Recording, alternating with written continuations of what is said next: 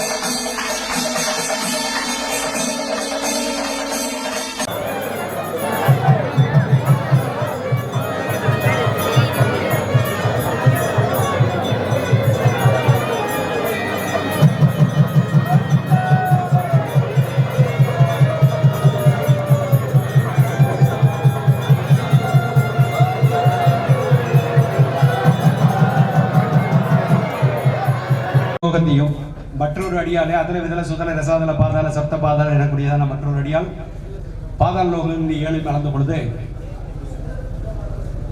ஸ்ரீ சாட்சாத் மகாவிஷ்ணுடைய திருப்பாதமானது பிரம்மலோகமான சத்தியலோகத்துக்கு சென்றதாம். அப்பொழுது சத்தியலோகத்திலே பெருமானுடைய திருவடிக்கு பாத பிரட்சாளம் பாத பூஜை செய்கிறார் பிரம்மா. தான் வைத்திருந்த கங்கை தீர்த்தத்தால பாத பூஜை பண்ணார். அப்படி பாத பிரட்சாளம் செய்தும் பொழுது பெருமானுடைய திருவடி சம்பந்தம் பட்டு நெகக்கல்லிருந்து சீர நீர்த்துறை பூமியில விழுந்து பிரவாகம் எடுத்து ஓடுது. அது வடக்க ஓடக்கூடிய கங்கையாக கருதப்படுகிறது. அதே போல பெருமானுடைய பாதத்தில் நடந்திருக்கக்கூடிய சிலம்பு என்கிறதான நூபுரம் என்கிறதான அந்த சிலம்பிலிருந்து சில நீர்த்துளிகள் பூமியில் விழுந்து பிரவாகம் எடுத்து ஓடியதாம்.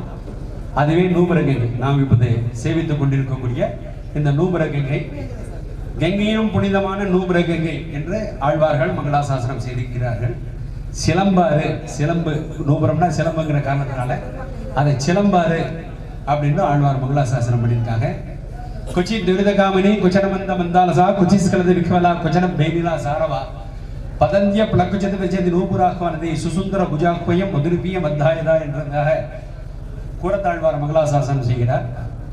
அப்பேற்பட்ட சிறப்புகளையுடைய அந்த நூபுரங்கை தீர்த்தத்திலே பெருமாள் வருடத்துக்கு ஒரு முறை எழுந்தருளி தைலக்காப்பு கண்டருளி அந்த தீர்த்தத்தை பிரபாகத்திலே தானும் தெளித்து கிருஷ்ணாவதாரத்திலே கோபியாசிரியர்களோடு சேர்ந்து ராசக்கிரீடை செய்ததை போலவே பக்த ஜனங்களான நாம் அனைவரையும் கோபிகளாக நினைத்துக் கொண்டு அந்த பாவத்தோடு கூட பெருமாளோடு கூட இந்த தீர்த்தத்தை, பெருமாளுடைய திருவடி சம்பந்தமான அந்த தீர்த்தத்தை பக்தர்கள் அனைவருக்கும் கிடைக்கும்படியாக செய்யக்கூடிய அந்த உற்சவமானது தொட்டி திருவிழா என்று கலோக்கியலாக இப்ப சொல்லப்படுகிறது. இது தைலக்காப்பு உற்சவம், டோலோத்சவம் என்று வழங்கப்பட்டு வந்தது. பாண்டிய மன்னர்களுடைய காலத்திலே தலையறிவி உற்சவம் என்று வழங்கப்பட்டு வந்தது.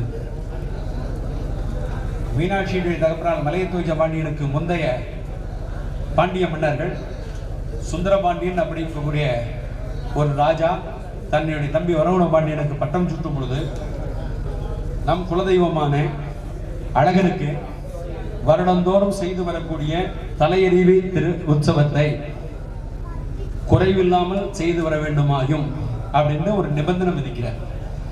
அதை செய்யாம போனா கங்கை கரையில் 1000 காராம் பசுக்களை கொன்ற பாவத்துக்கு ஆளாவாய் அப்படின்னு சொன்னார். அவ்வளவு கடுமையாக எச்சரிக்கிறார். இந்த திருவிழாவை தொடர்ந்து நடத்தி வரணும் அப்படிங்கிற ஒரு காரணத்தை முன் வச்சு எச்சரிச்சிருக்கார். அந்த விஷயங்கள்லாம் நம்ம கல்வெட்டு மூலமா அறியப்படுகிறது.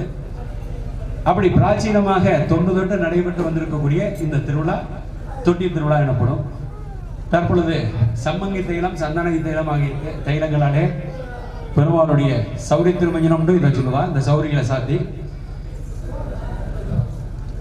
எனக்கு தெரிந்த வேலையில பெருமாளே ஒரு நீர்நிலையில, அதாவது அருவியிலேயோ இல்ல புஷ்கரணியிலேயோ பெருமாள் பிரத்யட்சமாக எழுந்தருளி தீர்த்தமாடுறது அப்படிங்கிறது இந்த ஒரு கோயில் மட்டும்தான், இந்த உற்சவம் மட்டும்தான்.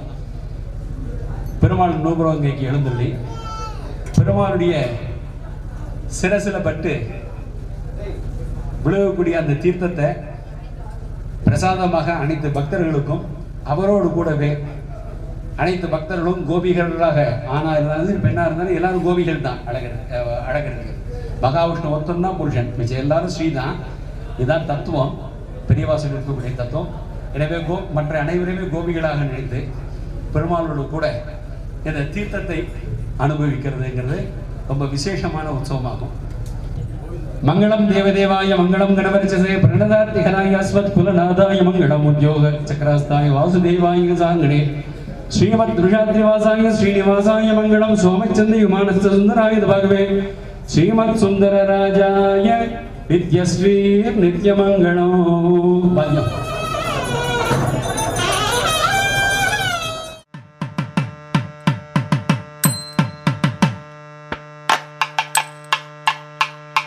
தைலக்காப்பு உற்சவ நிகழ்ச்சிகளை வீடியோவில் கண்டுகளித்த அனைவருக்கும் கள்ளழகரின் அருள் பரிபூரணமாக கிடைக்கட்டும். இந்த வீடியோ பிடிச்சிருந்தால் லைக் பண்ணுங்கள், கமெண்ட் பண்ணுங்கள், உங்கள் ஃப்ரெண்ட்ஸுக்கு ஷேர் பண்ணுங்கள். இதுவரை சப்ஸ்கிரைப் பண்ணாதவங்க மட்டும் மறக்காமல் எங்கள் சேனலை சப்ஸ்கிரைப் பண்ணுங்கள். அடுத்து ஒரு புது வீடியோவில் உங்களையெல்லாம் சந்திக்கிறேன். Thank you friends.